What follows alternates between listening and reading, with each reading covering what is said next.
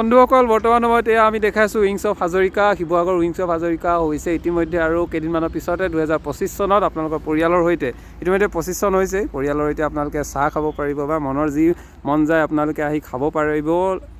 ইতিমধ্যে wings of হাজৰিকাৰ যি ৰেষ্টুৰাঁ ইয়াত নিৰ্মাণ কৰি থকা হৈছে আৰু খন্তেক কেইদিনমানৰ পিছতে এইখন মুকলি কৰিব, হয়তো এপ্ৰিলত মুকলি কৰিব। আৰু বৰ্তমান সময়ত আপোনালোকে দেখিছে ইয়াৰ পৰিৱেশ প্ৰতিটো দিনতে বিভিন্ন স্থানৰ পৰা লোকসকল ইয়ালৈ আহি ফটো মাৰিছে বা ইয়াৰ সৈতে সময় অতিবাহিত কৰিছে এতিয়াই। আৰু নিৰ্মাণ হোৱাৰ পাছত বা ৰেষ্টুৰাঁ বনাৰ পাছত কিমান মানুহ আহি ইয়াতে সময় অতিবাহিত কৰিব সেইটো হয়তো এতিয়া কল্পনা কৰিব নোৱাৰি। যি কি নহওক, শিৱসাগৰ পৰ্যটনৰ ক্ষেত্ৰত এক অন্যতম সুন্দৰ ক্ষেত্ৰ হিচাপে বা পৰ্যটনৰ ক্ষেত্ৰত এক অন্যতম সংযোজন বুলি ক'ব লাগিব উইংছ অফ হাজৰিকা, যি হৰিপ্ৰসন্ন হাজৰিকা শিৱসাগৰ যুৱ উদ্যোগী ব্যৱসায়ী, তেখেতে যি এক প্ৰচেষ্টা হাতত লৈছে, তেখেতৰ বাবে আজি এইদৰে জিলিকি ৰৈছে বা শিৱসাগৰখন অন্য এটা স্থান লাভ কৰিবলৈ গৈছে। উত্তৰ পূৰ্বাঞ্চলৰ ভিতৰতে হয়তো এখন প্ৰথমখন ৰেষ্টুৰাঁ হ'ব যি উইংছ অফ হাজৰিকা। আৰু উইংছ অফ হাজৰিকাই বৰ্তমান সময়ত যিদৰে মানুহক আকৰ্ষিত কৰিব পাৰিছে, সুদূৰ মুম্বাইৰ পৰা যিদৰে লৈ আহিছিলে, স্থলপথেৰে লৈ আহোঁতে যথেষ্ট প্ৰত্যাহ্বানৰ সন্মুখীন হৈছিলে যদিও অসমবাসীৰ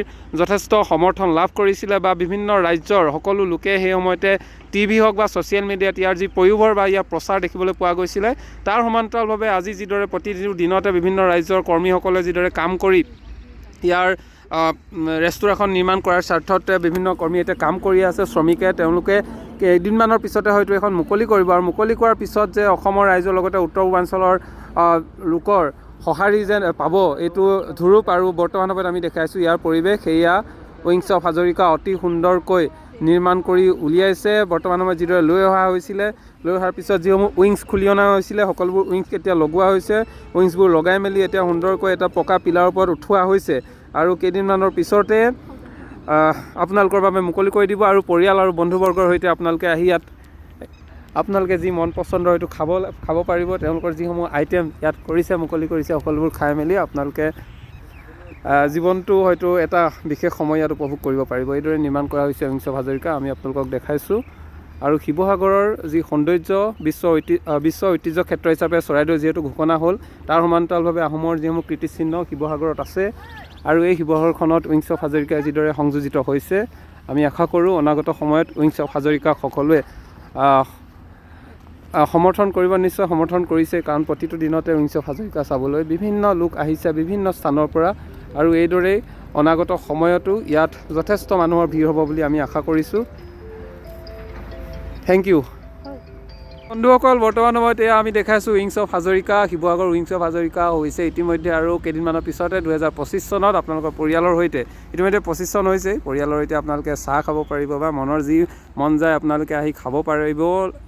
ইতিমধ্যে উইংছ অফ হাজৰিকাৰ যি ৰেষ্টুৰাঁ ইয়াত নিৰ্মাণ কৰি থকা হৈছে আৰু খন্তেক কেইদিনমানৰ পিছতে এইখন মুকলি কৰিব, হয়তো এপ্ৰিলত মুকলি কৰিব। আৰু বৰ্তমান সময়ত আপোনালোকে দেখিছে ইয়াৰ পৰিৱেশ প্ৰতিটো দিনতে বিভিন্ন স্থানৰ পৰা লোকসকল ইয়ালৈ আহি ফটো মাৰিছে বা ইয়াৰ সৈতে সময় অতিবাহিত কৰিছে এতিয়াই। আৰু নিৰ্মাণ হোৱাৰ পাছত বা ৰেষ্টুৰাঁ বনাৰ পাছত কিমান মানুহ আহি ইয়াতে সময় অতিবাহিত কৰিব সেইটো হয়তো এতিয়া কল্পনা কৰিব নোৱাৰি। যি কি নহওক, শিৱসাগৰ পৰ্যটনৰ ক্ষেত্ৰত এক অন্যতম সুন্দৰ ক্ষেত্ৰ হিচাপে বা পৰ্যটনৰ ক্ষেত্ৰত এক অন্যতম সংযোজন বুলি ক'ব লাগিব উইংছ অফ হাজৰিকা, যি হৰিপ্ৰসন্ন হাজৰিকা শিৱসাগৰ যুৱ উদ্যোগী ব্যৱসায়ী, তেখেতে যি এক প্ৰচেষ্টা হাতত লৈছে, তেখেতৰ বাবে আজি এইদৰে জিলিকি ৰৈছে বা শিৱসাগৰখন অন্য এটা স্থান লাভ কৰিবলৈ গৈছে। উত্তৰ পূৰ্বাঞ্চলৰ ভিতৰতে হয়তো এখন প্ৰথমখন ৰেষ্টুৰাঁ হ'ব যি উইংছ অফ হাজৰিকা। আৰু উইংছ অফ হাজৰিকাই বৰ্তমান সময়ত যিদৰে মানুহক আকৰ্ষিত কৰিব পাৰিছে, সুদূৰ মুম্বাইৰ পৰা যিদৰে লৈ আহিছিলে, স্থলপথেৰে লৈ আহোঁতে যথেষ্ট প্ৰত্যাহ্বানৰ সন্মুখীন হৈছিলে যদিও অসমবাসীৰ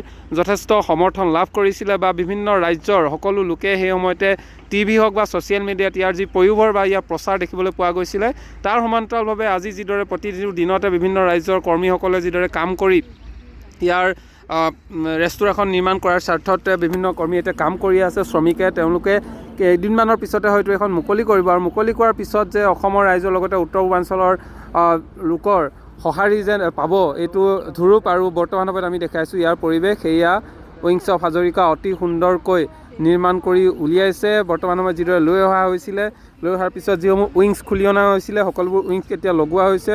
উইংছবোৰ লগাই মেলি এতিয়া সুন্দৰকৈ এটা পকা পিলাৰ ওপৰত উঠোৱা হৈছে আৰু কেইদিনমানৰ পিছতে আপোনালোকৰ বাবে মুকলি কৰি দিব। আৰু পৰিয়াল আৰু বন্ধুবৰ্গৰ সৈতে আপোনালোকে আহি ইয়াত আপোনালোকে যি মন পচন্দৰ হয়তো খাব পাৰিব। তেওঁলোকৰ যিসমূহ আইটেম ইয়াত মুকলি কৰিছে সকলোবোৰ খাই মেলি আপোনালোকে জীৱনটো হয়তো এটা বিশেষ সময় ইয়াত উপভোগ কৰিব পাৰিব। এইদৰে নিৰ্মাণ কৰা হৈছে উইংছ অফ হাজৰিকা, আমি আপোনালোকক দেখাইছোঁ। আৰু শিৱসাগৰৰ যি সৌন্দৰ্য বিশ্ব ঐতিহ্য ক্ষেত্ৰ হিচাপে চৰাইদেউ যিহেতু ঘোষণা হ'ল, তাৰ সমান্তৰালভাৱে আহোমৰ যিসমূহ কীৰ্তিচিহ্ন শিৱসাগৰত আছে আৰু এই শিৱসাগৰখনত উইংছ অফ হাজৰিকাই যিদৰে সংযোজিত হৈছে, আমি আশা কৰোঁ অনাগত সময়ত উইংছ অফ হাজৰিকাক সকলোৱে সমৰ্থন কৰিব। নিশ্চয় সমৰ্থন কৰিছে, কাৰণ প্ৰতিটো দিনতে উইংছ অফ হাজৰিকা চাবলৈ বিভিন্ন লোক আহিছে বিভিন্ন স্থানৰ পৰা, আৰু এইদৰেই অনাগত সময়তো ইয়াত যথেষ্ট মানুহৰ ভিৰ হ'ব বুলি আমি আশা কৰিছোঁ। Thank U.